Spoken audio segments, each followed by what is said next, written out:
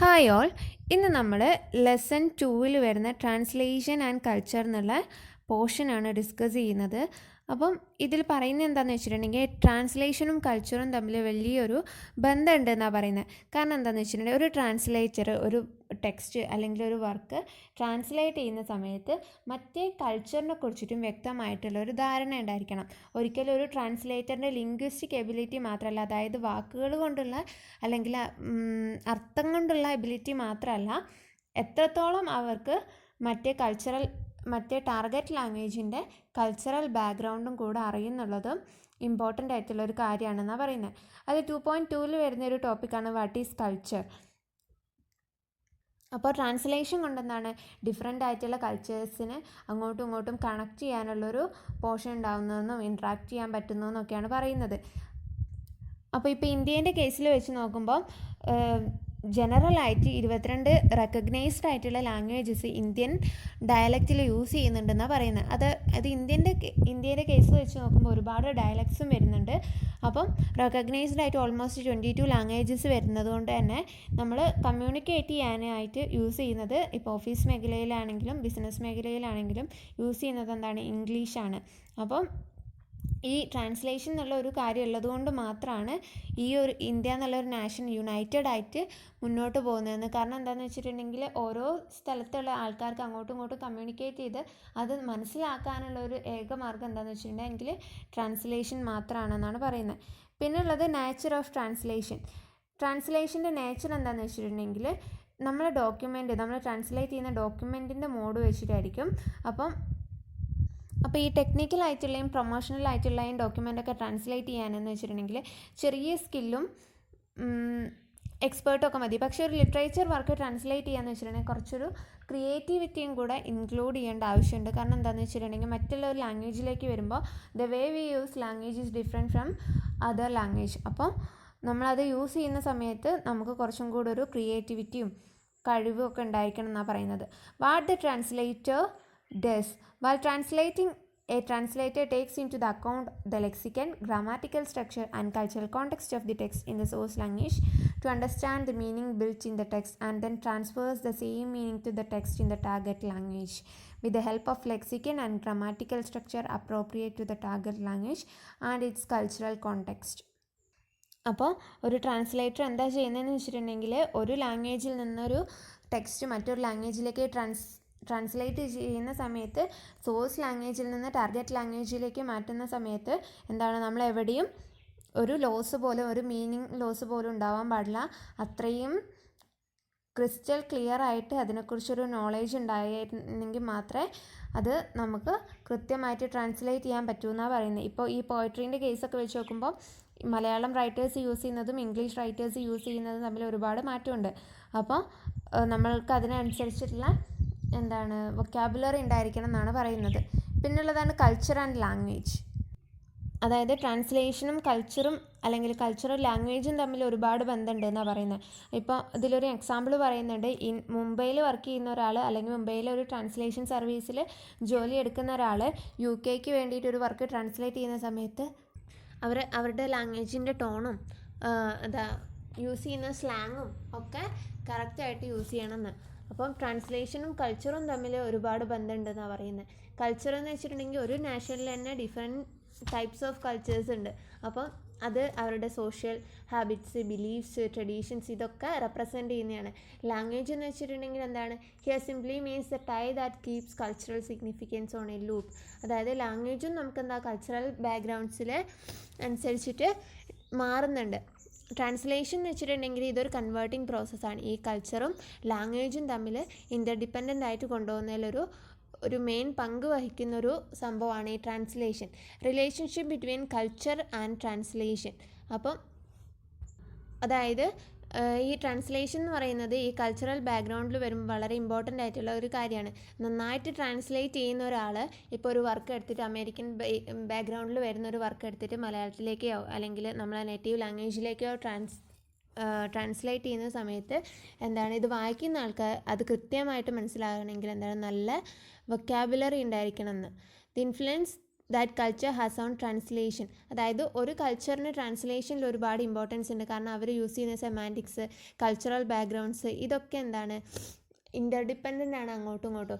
ഇപ്പം മലയാളീസ് സംസാരിക്കുന്ന ടോണിലായിരിക്കില്ല മറ്റുള്ള സ്ഥലങ്ങളിലുള്ള ആളുകൾ സംസാരിക്കുന്ന സ്ലാങ്ങും ഡയലക്റ്റും ഒക്കെ ചേഞ്ച് ഉണ്ടാവും. പിന്നെ ലെസൺ 3 വരുന്നതാണ് ടൈപ്സ് ഓഫ് ട്രാൻസ്ലേഷൻ. അതായത് എങ്ങനെയൊക്കെയാണ് ട്രാൻസ്ലേഷൻ ഉള്ളത്, ഒരുപാട് ടൈപ്സ് വരുന്നുണ്ട്. അതിൽ ഫസ്റ്റ് ടൈപ്പാണ് ലിറ്ററൽ ട്രാൻസ്ലേഷൻ. ലിറ്ററൽ ട്രാൻസ്ലേഷൻ എന്ന് വെച്ചിട്ടുണ്ടെങ്കിൽ it's a first stage of translation in which we simply transfer words from one language to another. Literal translation എന്ന് പറയുന്നത് ഫസ്റ്റ് സ്റ്റേജ് ഓഫ് ട്രാൻസ്ലേഷനാണ്. ഇതിലെന്താ ചെയ്യുന്നതെന്ന് വെച്ചിട്ടുണ്ടെങ്കിൽ വെറുതെ വേർഡുകൾ മാത്രം ഈ ഒരു ലാംഗ്വേജിൽ നിന്ന് മറ്റൊരു ലാംഗ്വേജിലേക്ക് ട്രാൻസ്ലേറ്റ് ചെയ്യാണ്. ഇതിലൊരുപാട് ഇതിൻ്റെ ഇന്നർ മീനിങ്സിലേക്കൊന്നും പോവാതെ വേർഡ് ബൈ വേർഡ് ട്രാൻസ്ലേറ്റ് ചെയ്യുന്നതിനാണ് ലിറ്ററൽ ട്രാൻസ്ലേഷൻ എന്ന് പറയുന്നത്. സെക്കൻഡ് ആണ് ലിറ്റററി ട്രാൻസ്ലേഷൻ. അതായത് ഭയങ്കര മോസ്റ്റ് പോപ്പുലർ ടൈപ്പ് ഓഫ് ട്രാൻസ്ലേഷനാണ് ലിറ്റററി ട്രാൻസ്ലേഷൻ. അതായത് നമ്മൾ ഒരു വർക്ക് ട്രാൻസ്ലേറ്റ് ചെയ്യുന്ന സമയത്ത്, അതായത് ഒരു കൺട്രിയിൽ നിന്ന്, അതായത് ഇപ്പോൾ ഇന്ത്യൻ്റെ കേസിൽ വെച്ച് നോക്കുമ്പോൾ ഇന്ത്യയിൽ എപ്പിക്കായിട്ടുള്ള 2 വർക്കാണ് മഹാഭാരതയും രാമായണം. ഇത് ട്രാൻസ്ലേറ്റ് ചെയ്തിട്ട് മറ്റുള്ള ഒരുപാട് ഭാഷകളിലേക്ക് ട്രാൻസ്ലേറ്റ് ചെയ്തിട്ടുണ്ട്. ഇംഗ്ലീഷ്, സ്പാനിഷ്, അങ്ങനെ ഒരുപാട് ഭാഷകളിലേക്ക്. അപ്പം അത്രയും കട്ടിയുള്ള വർക്ക് പോലും ഒട്ടും അതിൻ്റെ മീനിങ് നഷ്ടപ്പെടാതെ എന്ത് ചെയ്യുക, മറ്റൊരു വർക്കിലേക്ക് മറ്റൊരു ലാംഗ്വേജിലേക്ക് ട്രാൻസ്ലേറ്റ് ചെയ്യുന്നതിനാണ് ലിറ്റററി ട്രാൻസ്ലേഷൻ എന്ന് പറയുന്നത്. അതുകൊണ്ട് തന്നെ എന്താണ്, മറ്റുള്ള ഫോറിൻ കൺട്രീസിലെ ഇമ്പോർട്ടൻ്റ് ആയിട്ടുള്ള വർക്ക്സൊക്കെ നമുക്ക് ഈ ട്രാൻസ്ലേഷനിലൂടെ മനസ്സിലാക്കാൻ കഴിയുന്നു. പിന്നെ വരുന്നതാണ് നോളേജ് ട്രാൻസ്ലേഷൻ. നോളജ് ട്രാൻസ്ലേഷനിൽ വരുന്നത് എന്താണെന്ന് വെച്ചിട്ടുണ്ടെങ്കിൽ ഇന്ത്യക്ക് പുറമെ ഒരുപാട് രാജ്യങ്ങളിൽ പല വിഷയങ്ങളിലും പല കണ്ടുപിടുത്തങ്ങൾ, പല ഇന്നോവേഷൻസ് ഒക്കെ കൊണ്ടുവരുന്നുണ്ട്. അതായത് ഇപ്പോൾ sociology, history, geography, geology, medicine, chemistry, physics, mathematics, linguistics, അങ്ങനെയുള്ള കാര്യങ്ങളൊക്കെ ഒരുപാട് പഠനങ്ങൾ വരുന്നുണ്ട്. അപ്പോൾ ഇതൊക്കെ ഇങ്ങനെ വെറുതെ ഒരു വർക്ക് മാത്രം അല്ലെങ്കിൽ ഒരു സ്റ്റോറി മാത്രം ട്രാൻസ്ലേറ്റ് ചെയ്യുന്നതിന് പുറമെ ഇങ്ങനെയുള്ള കാര്യങ്ങളിൽ മറ്റുള്ളവരിലേക്ക് ാണ് നോളജ് ട്രാൻസ്ലേഷൻ എന്ന് പറയുന്നത്. പിന്നെ ഉള്ളതാണ് മീഡിയ ട്രാൻസ്ലേഷൻ. അതായത് ഈ മാഗസീനിലൂടെ, ന്യൂസ് പേപ്പറിലൂടെ, റേഡിയോ, ടെലിവിഷൻ, സിനിമ ഇതിലൂടെയൊക്കെ ട്രാൻസ്ലേഷൻ നടത്തുന്നതിനെയാണ് മീഡിയ ട്രാൻസ്ലേഷൻ എന്ന് പറയുന്നത്. അതായത് ഇപ്പോൾ ഒരു ഹിന്ദി ഫിലിം മലയാളത്തിലേക്ക് ട്രാൻസ്ലേറ്റ് ചെയ്തിട്ട് നമ്മൾ ഡബ് ചെയ്തിട്ട് സബ് ടൈറ്റിൽസ് കൊടുത്തിട്ട് മറ്റുള്ള ലാംഗ്വേജിലേക്ക് എത്തിക്കുന്നത്. പിന്നെ ഉള്ളതാണ് മെഷീൻ ട്രാൻസ്ലേഷൻ. മെഷീൻസ് യൂസ് ചെയ്തിട്ട് ട്രാൻസ്ലേറ്റ് ചെയ്യുന്നത്. അതായത് കുറച്ചും കൂടെ ക്രിസ്പായിരിക്കും അവർ പ്രൊഡ്യൂസ് ചെയ്യുന്ന കാര്യങ്ങൾ. അതായത് കമ്പ്യൂട്ടർ എയ്ഡ് ട്രാൻസ്ലേഷൻ വരുന്നുണ്ട്.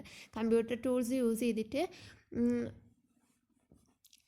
ഹ്യൂമൻസ് ചെയ്യുന്നത് പോലെ തന്നെ ഈ കമ്പ്യൂട്ടർ യൂസ്ഡ് ആയിട്ട് ചെയ്യുന്നതിനെയാണ് മെഷീൻ ബേസ്ഡ് ട്രാൻസ്ലേഷൻ എന്ന് പറയുന്നത്. പിന്നെ റോമൻ ജാക്കോബ്സൺ എന്ന് വെച്ചുള്ളൊരു ഫേമസ് സ്വിസ് ലിംഗ്വിസ്റ്റ് ഉണ്ട്. അദ്ദേഹത്തിൻ്റെ ഒരു ആർട്ടിക്കിൾ ഉണ്ട് on linguistic aspects of translation. അതിൽ ഡിഫറെൻറ്റ് ടൈപ്സ് ഓഫ് ട്രാൻസ്ലേഷനെ കുറിച്ച് പറയുന്നുണ്ട്. ഫസ്റ്റത്തെ ആണ് ഇൻട്രാലിംഗ്വൽ ട്രാൻസ്ലേഷൻ ഓർ റീവേർഡിങ്. പിന്നെ ഉള്ളത് interlingual translation or translation proper. Third one intersemiotic translation or transmutation. And that's all about that chapter. And lesson 4 is the brief history of translation part 1. അതായത് ട്രാൻസ്ലേഷൻ്റെ ഒരു brief ഹിസ്റ്ററിയാണ് ഈ ചാപ്റ്ററിൽ കൊടുക്കുന്നത്. Translation studies is A wide and varied area of inquiry having study of translating and translation as it's core. അതായത് translation എവിടെ origin ചെയ്തു, എങ്ങനെയൊക്കെയാണ് ഇത്രത്തോളം അത് വ്യാപിച്ചത്, അങ്ങനെയുള്ള കാര്യങ്ങളൊക്കെയാണ് ഇതിൽ പറയുന്നത്. അതായത് ഈ ട്രാൻസ്ലേഷൻ എന്നുള്ള ടേം ആദ്യമായിട്ട് പോപ്പുലറൈസ് ചെയ്തത് ഒരു ഇംഗ്ലീഷ് സ്പീക്കിംഗ് ആയിട്ടുള്ളൊരു ആൾ 1972. അദ്ദേഹത്തിൻ്റെ പേര് അമേരിക്കൻ സ്കോളറായിട്ടുള്ള ജെയിംസ് എച്ച് ഹോംസ് എന്ന് പറഞ്ഞിട്ടുള്ള ആളാണ് ഇത് പോപ്പുലറൈസ് ചെയ്തതെന്നാണ് പറയുന്നത്.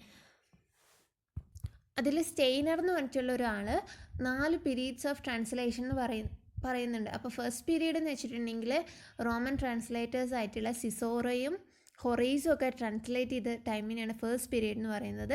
സെക്കൻഡ് പീരീഡ് വരുന്നത് എന്ന് വെച്ചിട്ടുണ്ടെങ്കിൽ സോഴ്സ് ഇൻവൊക്കേഷൻ ദി സെയിൻറ്റ് ജെറോമേ എന്ന് പറഞ്ഞിട്ടുള്ള ഒരാളെ ബേസ് ചെയ്തിട്ടാണ് സെക്കൻഡ് പീരീഡിനെ കുറിച്ച് പറയുന്നത്. ആ സമയത്ത് എന്താണ് development of A vocabulary and methodology of approaching translation.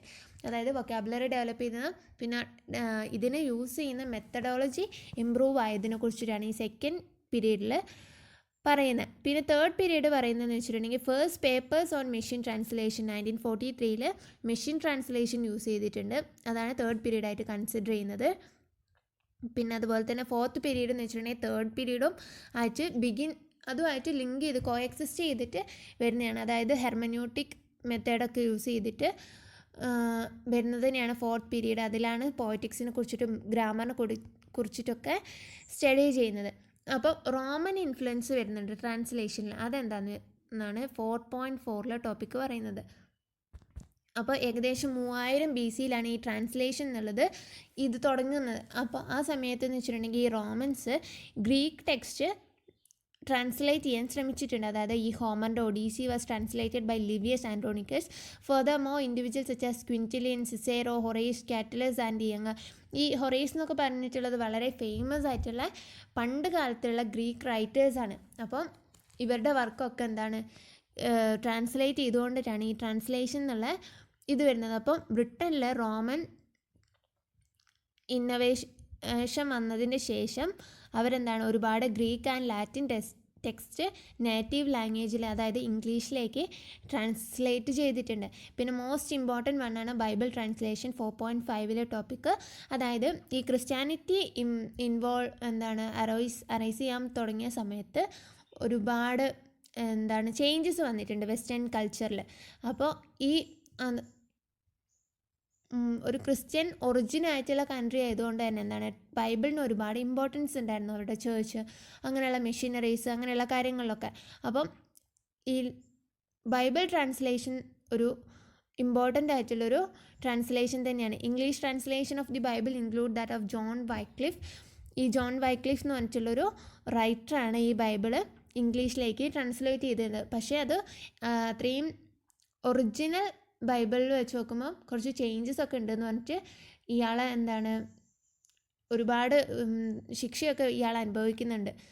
അങ്ങനെ പിന്നെ വില്യം ടിൻഡേൽ എന്ന് പറഞ്ഞിട്ടുള്ള ഒരാൾ ന്യൂ ടെസ്റ്റമെൻറ്റ് ട്രാൻസ്ലേറ്റ് ചെയ്യുന്നുണ്ട്. അങ്ങനെ പിന്നെ അതേപോലെ തന്നെ ജർമ്മൻ ട്രാൻസ്ലേറ്റർ ആയിട്ടുള്ള മാർട്ടിൻ ലൂതർ കിങ്, ഇവരൊക്കെ ഈ ബൈബിൾസ് ട്രാൻസ്ലേറ്റ് ചെയ്യാൻ ശ്രമിച്ചിട്ടുണ്ട്. അപ്പം അത്രയാണ് ആ പോർഷനിൽ വരുന്നത്. പിന്നെ ഉള്ളതാണ് the middle ages history of translation part 2 lesson 5. ഇപ്പോൾ ഇതിലെന്താ പറയുന്നതെന്ന് വെച്ചിട്ടുണ്ടെങ്കിൽ മിഡിൽ ഏജ് ആയപ്പോഴത്തേനും, അതായത് ഫസ്റ്റ് ഓൾഡ് ഇംഗ്ലീഷ് ടൈമിലാണ് ഈ ബൈബിള് അങ്ങനെയുള്ള, പിന്നെ അതുപോലെ തന്നെ ഗ്രീക്ക് ആൻഡ് ലാറ്റിൻ ടെക്സ്റ്റൊക്കെ ട്രാൻസ്ലേറ്റ് ചെയ്തത്. പിന്നെ ഉള്ളത് മിഡിൽ ഇംഗ്ലീഷ് ടൈം ആയപ്പം എന്തൊക്കെ ചേഞ്ചസ് വന്നു, അല്ലെങ്കിൽ എന്തൊക്കെ തിയറീസ് ഉണ്ടായി എന്നൊക്കെയാണ് പറയുന്നത്. അപ്പോൾ ഈ മിഡിൽ ഇംഗ്ലീഷ് പീരീഡിനെ റിനൈസൻസ് പീരീഡ് എന്നും കൂടെ പറയുന്നുണ്ട്. അപ്പോൾ ഈ മിഡിൽ പീരീഡ് ആയ സമയത്ത് ഈ എഡ്യൂക്കേഷണൽ സിസ്റ്റമൊക്കെ മോസ്റ്റ്ലി ഈ ട്രാൻസ്ലേഷൻ ഇൻക്ലൂഡ് ചെയ്യാൻ തുടങ്ങി. കാരണം എന്താണെന്ന് വെച്ചിട്ടുണ്ടെങ്കിൽ ലാറ്റിൻ ആയിരുന്നു യൂറോപ്യൻ രാജ്യങ്ങളിൽ ബേസിക് ലാംഗ്വേജ് ആയിട്ട് കണ്ടിരുന്നത്. പക്ഷേ 10th സെഞ്ച്വറി കഴിഞ്ഞതിന് ശേഷം വെർണാക്കുലർ ലിറ്ററേച്ചർ എമേർജ് ചെയ്യാനും അവരുടെ തന്നെ ലാംഗ്വേജിലേക്ക് ഈ വർക്ക്സ് ട്രാൻസ്ലേറ്റ് ചെയ്യാനും ശ്രമിച്ചിട്ടുണ്ട്.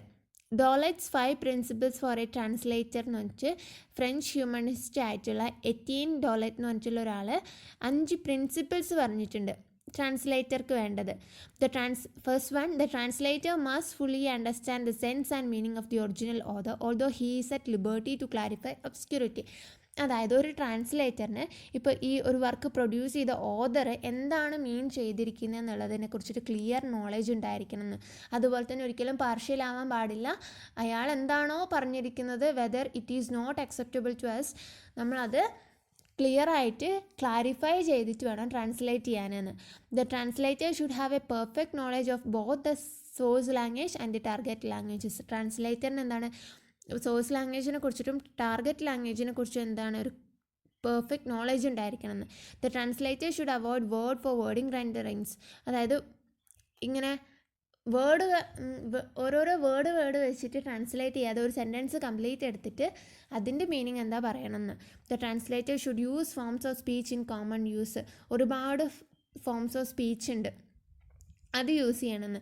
The translator should choose and order words appropriately to produce the correct tone.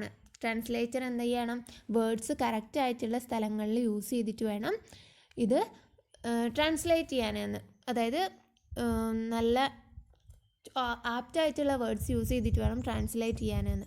പിന്നെ റെനൈസൻസ് പീരീഡിലേക്ക് വരുന്ന സമയത്ത് affirmation of the present though the use of contemporary idiom and style. അങ്ങനെയാണ് റെനൈസൻസ് പീരീഡിൽ പറഞ്ഞിരിക്കുന്നത്. Translation of poetry of this period sought faithfulness to the meaning of the original poems. അതായത് original poems എത്ര ഭംഗിയിലാണോ എഴുതിയത് അതേപോലെ തന്നെ അതിൻ്റെ മീനിങ്ങോ ക്ലാരിറ്റിയോ ഒട്ടും നഷ്ടപ്പെടാതെ തോമസ് വ്യാട്ട്, സറേ എന്ന് പറഞ്ഞിട്ടുള്ള റൈറ്റേഴ്സൊക്കെ പോയട്രീസ് ട്രാൻസ്ലേറ്റ് ചെയ്തിട്ടുണ്ടെന്ന്. പിന്നെ ദ 17th സെഞ്ച്വറി ആയ സമയത്താണ് ഈ ജോൺ ഡ്രൈഡനെ പോലുള്ള റൈറ്റേഴ്സ് വരുന്നത്. അദ്ദേഹത്തിൻ്റെ പ്രിഫേസ് ടു ഓവിഡ്സ് എപ്പിസ്റ്റൽസ് എന്ന് പറഞ്ഞിട്ടുള്ളത് ഒരു ട്രാൻസ്ലേഷൻ 3 ടൈപ്പായിട്ട് ട്രാൻസ്ലേറ്റ് ചെയ്യുന്നുണ്ട്. ഒന്നാമത് metaphrase or literal translation, paraphrase or sense translation and imitation. പിന്നെ വരുന്നതാണ് അലക്സാണ്ടർ പോപ്പ്. അദ്ദേഹം ഇലിയഡ് എന്ന് പറഞ്ഞിട്ടുള്ളൊരു വർക്കിൻ്റെ ട്രാൻസ്ലേഷൻ ചെയ്യുന്നതിനെ കുറിച്ചിട്ട് അനൗൺസ് ചെയ്തത്. പിന്നെ സാമുവൽ ജോൺസൺ. ഇവരൊക്കെ 17th സെഞ്ച്വറിയിലെ മോസ്റ്റ് ഫേമസ് റൈറ്റേഴ്സാണ് ഇംഗ്ലീഷ് ലിറ്ററേച്ചറിലെ. പിന്നെ വരുന്നതാണ് വിമൺ ഓഡിയൻസ്. അതായത് 17th സെഞ്ച്വറി ആയപ്പോഴത്തേനും കുറച്ചും കൂടെ ഇമ്പ്രൂവ്മെൻറ്റ് സൊസൈറ്റിയിലൊക്കെ ഉണ്ടായത് കാരണം തന്നെ വിമൺ ഓഡിയൻസ് ഇങ്ങനെ ഈ അലക്സാണ്ടർ പോപ്പിൻ്റെയും പിന്നെ അതുപോലെ തന്നെ ഡ്രൈഡൻ്റെ, സാമുവൽ ജോൺസൻ്റെ അങ്ങനെയുള്ള റൈറ്റേഴ്സിൻ്റെ ഒക്കെ വർക്ക് കുറച്ചും കൂടെ സിഗ്നിഫിക്കൻ്റ് ആയിട്ട് വായിക്കാൻ തുടങ്ങിയെന്ന്. പിന്നെ വരുന്നതാണ് lesson 6 history of translation part 3. അതിൽ കുറച്ച് റൈറ്റേഴ്സിനെ കുറിച്ചിട്ടും അവരുടെ വേ ഓഫ് ട്രാൻസ്ലേഷനുമാണ് ഇമ്പോർട്ടൻ്റ് ആയിട്ട് പറയുന്നത്. അപ്പോൾ ഇതിൽ ഇൻട്രൊഡക്ഷനിൽ തന്നെ ജോൺ ഡ്രൈഡനെ കുറിച്ചിട്ടും അലക്സാണ്ടർ പോപ്പിനെ കുറിച്ചിട്ടുമാണ് പറയുന്നത്. അപ്പം ഇവർ ഒരുപാട് ട്രാൻസ്ലേഷൻസ് ചെയ്ത 2 റൈറ്റേഴ്സാണ്. അപ്പോൾ ഇവരിങ്ങനെ സാമുവൽ ജോൺസൻ്റെ ഒരു വർക്കുണ്ട്, in his life of Pope എന്ന് പറഞ്ഞിട്ടുള്ളൊരു വർക്കുണ്ട്. അതിൽ പറയുന്നത് എന്താണെന്ന് വെച്ചിട്ടുണ്ടെങ്കിൽ the purpose of a writer is to be read. അതായത് ഒരു റൈറ്ററിൻ്റെ പർപ്പസ് എന്താണെന്ന് വെച്ചിട്ടുണ്ടെങ്കിൽ റീഡ് ചെയ്യാന്ന്. പിന്നെ 6.3 ടൈലേഴ്സ് പ്രിൻസിപ്പിൾ ഓഫ് ട്രാൻസ്ലേറ്റിംഗ് എന്ന് പറഞ്ഞിട്ട് അലക്സാണ്ടർ ഫ്രേസർ ടൈലർ എന്ന് പറഞ്ഞിട്ടുള്ളൊരു റൈറ്റർ പറഞ്ഞ 3 പ്രിൻസിപ്പിൾസിനെ കുറിച്ച് പറയുന്നുണ്ട്. ഫസ്റ്റത്തെ the translation should give a complete transcript of the idea of the original work. അതായത് ഒറിജിനൽ വർക്കിൽ എല്ലാ കണ്ടൻറ്റ് ഒട്ടും കുറവ് വരാതെ വേണം നമ്മൾ ട്രാൻസ്ലേറ്റ് ചെയ്യാനെന്ന്. The style and manner of writing should be of the same character with that of original. സ്റ്റൈലും മാനറും ഒക്കെ എന്തായിരിക്കണം, ഫസ്റ്റുള്ള നമ്മളെ സോഴ്സ് ലാംഗ്വേജിലെ വർക്കിൻ്റെ പോലെ തന്നെ ആയിരിക്കണം. Translation should have all the is of the original composition. അതായത് ഒറിജിനലായിട്ടുള്ള കോമ്പോസിഷൻ എത്രത്തോളം ഈസി ആയിട്ടാണ് റീഡേഴ്സ് അക്സെപ്റ്റ് ചെയ്തത്, അല്ലെങ്കിൽ അവർക്ക് എത്രത്തോളം ഈസി ആയിട്ട് അണ്ടർസ്റ്റാൻഡ് ചെയ്യാൻ പറ്റുമോ അത്രത്തോളം ഈസി ആയിട്ട് വേണം എന്ത് ചെയ്യാൻ നമ്മൾ ട്രാൻസ്ലേറ്റ് ചെയ്ത വർക്കും മറ്റുള്ളവരിലേക്ക് എത്തിക്കാനെന്ന്. പിന്നെ വരുന്ന ഒരു ടൈമാണ് റൊമാൻറ്റിക് ഏജ്. അതായത് 1789 ഫ്രഞ്ച് റെവല്യൂഷൻ അവസാനിച്ചതിന് ശേഷം ഇപ്പോൾ കോളറിഡ്ജ് പിന്നെ അതുപോലെ തന്നെ ഷെല്ലി അങ്ങനെയുള്ള റൈറ്റേഴ്സൊക്കെ വന്നൊരു ടൈമാണ് ഈ റൊമാൻറ്റിക് ഏജ്. ഈ റൊമാൻറ്റിക് ഏജിൽ ബയോഗ്രഫിയ ലിറ്ററിയ എന്ന് പറഞ്ഞിട്ട് S.T. കോളറിഡ്ജിൻ്റെ ഒരു ഭയങ്കര ഫേമസ് ആയിട്ടുള്ളൊരു വർക്ക് 1817 പബ്ലിഷ് ചെയ്തിട്ടുണ്ട്. അതായത് ഈ പീരീഡിൽ ട്രാൻസ്ലേഷൻ 2 തരത്തിൽ കണ്ടിട്ടുണ്ട്. അതായത് ട്രാൻസ്ലേറ്ററിന് ഭയങ്കര ക്രിയേറ്റീവ് ആയിട്ടുള്ള ഒരു ജീനിയസ് ആയിട്ടും ലിറ്ററേച്ചർ എൻറിച്ച് ചെയ്യുന്ന ഒരാളായിട്ടൊക്കെ കണ്ടിട്ടുണ്ട്. അതേസമയം എന്താണ് ഈ ട്രാൻസ്ലേഷൻ ഭയങ്കര മെക്കാനിക്കലായിട്ടും പാസീവായിട്ടും കണ്ട ഒരു ടൈമും കൂടിയായിരുന്നു ഈ റൊമാൻറ്റിക് ഏജ് എന്ന് പറഞ്ഞിരുന്നത്. പിന്നെ ട്രാൻസ്ലേഷൻ ആൻഡ് പോസ്റ്റ് റൊമാൻറ്റിസിസം. അതായത് റൊമാൻറ്റിക് ഏജ് കഴിഞ്ഞ സമയത്ത് ട്രാൻസ്ലേഷൻ എന്തൊക്കെയാണ് വന്നിരിക്കുന്നത്. ആ സമയത്ത് ഈ Newman, Carlyle and William Morris എന്ന് പറഞ്ഞിട്ടുള്ള ഒരുപാട് ട്രാൻസ്ലേറ്റേഴ്സ് ഉണ്ടായിരുന്നു. അതുപോലെ തന്നെ P.B. ഷെല്ലിൻ്റെ ഡിഫെൻസ് ഓഫ് പോയട്രി എന്നുള്ള വർക്കൊക്കെ ആ സമയത്താണ് പുറത്തേക്ക് വന്നത്. അപ്പോൾ ഈ P.B. ഷെല്ലി എന്ന് പറഞ്ഞ റൈറ്ററിനെ ഈ ഒരു പോയട്രി ട്രാൻസ്ലേറ്റ് ചെയ്യുന്നതിൻ്റെ ഡിഫിക്കൽട്ടീസൊക്കെ അറിയുന്നത് കൊണ്ട് തന്നെ എന്താണ് ഇവർ കൂടുതലായിട്ടും ഫോക്കസ് ചെയ്തത് ഫ്രഷ് ക്രിയേഷനിലായിരുന്നു. അതായത് ഒരാൾ വർക്ക് ട്രാൻസ്ലേറ്റ് ചെയ്യുന്നതിനെക്കാട്ടിയും എളുപ്പം എന്താണ് സ്വന്തമായിട്ടൊരു വർക്ക് പ്രൊഡ്യൂസ് ചെയ്യുന്നതാണെന്ന്. And that's all about the video. We can discuss the later sessions on the next video. Thank U.